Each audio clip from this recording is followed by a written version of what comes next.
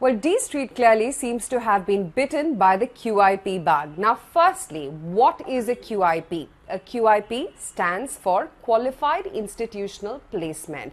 It's nothing but the simplest and easiest way that a domestic listed entity can actually raise capital or funds directly from the equity markets without having to submit any legal paperwork to the market regulator, that's SEBI in this case. Now, before I take it across to which are the companies which are joining the QIP rush, and that's 4 of them which have announced their QIPs today, let me also tell you about what are the rules for QIP. Well, QIP stands for Qualified Institutional Placements. Who is it that who can be buying into the QIPs, or who is it who can subscribe to QIPs? Now, if the issue size according to rules of QIPs is above 250 crore rupees, there should be at least 5 buyers or qualified institutional buyers or QIBs. Now, if the issue size is more than 250 crore rupees, a single buyer cannot be allotted over a 50% stake. And most importantly, promoters cannot buy into a QIP. That said, let me tell you who's been joining the QIP bandwagon. Firstly, let me start off with banks. Now, if you recall, just at the onset of the pandemic, or for that matter, once the lockdowns got lifted and, the economy got into the easing mode or lockdown liftment mode, you had a whole host of banks actually raising capital from the money markets or from the markets directly.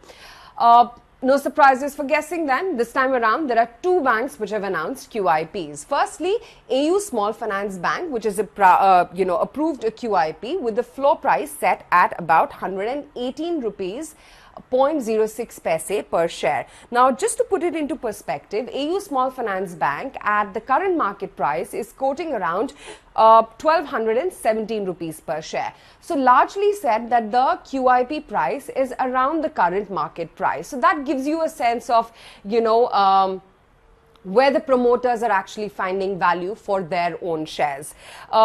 Also talk about Indian Bank. They have also approved QIPs of up to about 4,000 crore rupees, but this is going to be in tranches. Now, we don't know the pricing of this particular QIP, but just to put it into perspective, Indian Bank currently is trading at 136 rupees per share. So that detail we are still awaiting.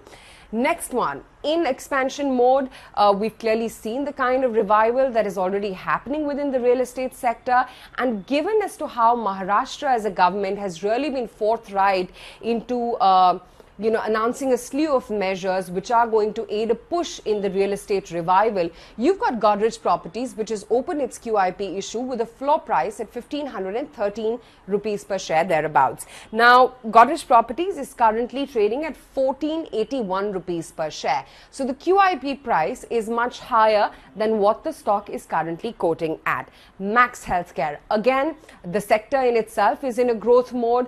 We've all been talking about as to how the kind of opportunities for healthcare, diagnostic companies, hospital chains is, and especially more and more that they are now expanding into the e-pharmacy business. So Max Healthcare, they've approved a QIP issue at a price band of 195.40 rupees per share.